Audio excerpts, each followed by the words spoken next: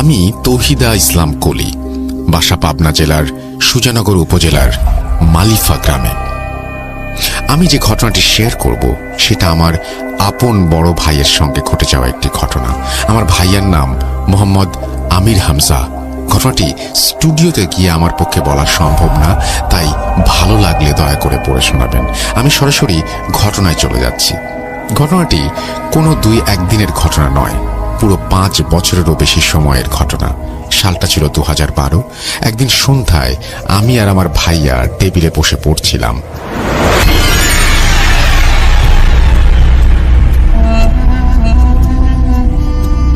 আমি তখন ক্লাস 3-তে পড়তাম আর ভাইয়া পড়তো ক্লাস 6-এ।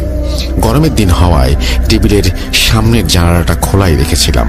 পড়তে পড়তে হঠাৎ করে খেয়াল করলাম ভাইয়া একভাবে জানালার দিকে তাকিয়ে আছে। বেশ অনেকক্ষণ ধরেই একইভাবে তাকিয়েছিল।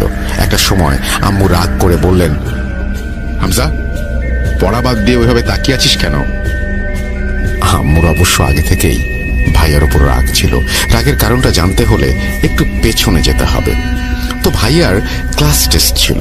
আমার এক আন্টি ছিল যে ভাইয়ার থেকে পড়াশোনা একটু কম পারত।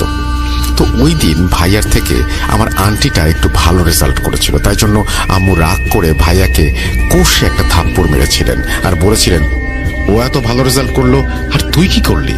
যাই হোক, এই কথাগুলো বলার কারণ আছে, সেটা ঘটনার মাঝখানেই বুঝতে পারবেন। তো আম্মু এই হামজা ওইদিকে তাকিয়ে কি করছিস বলতেই ভাইয়া হঠাৎই চেয়ার থেকে পড়ে যেতে বসেছিল।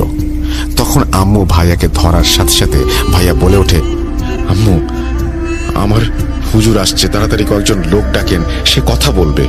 এই কথা বলেই জ্ঞান হারিয়ে ফেলে। তখন আমি আর আম্মু খুবই ভয় পেয়ে যাই।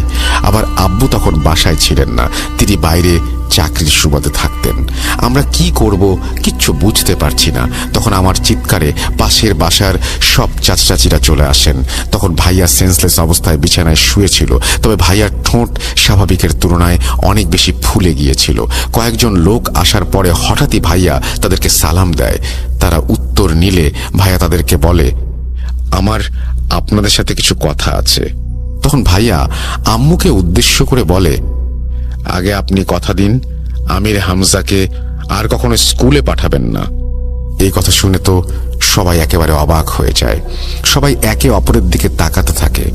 তখনই সবাই বুঝতে পারে যে ভাইয়ার কিছু একটা হয়েছে। তখন সবাই বলে, এটা কি ধরনের কথা? আর পড়াশোনা করাবো না মানে? আজকের যুগে কেউ কি পড়াশোনা না করে থাকে? পড়াশোনা না করলে ভবিষ্যতের কি হবে? তখন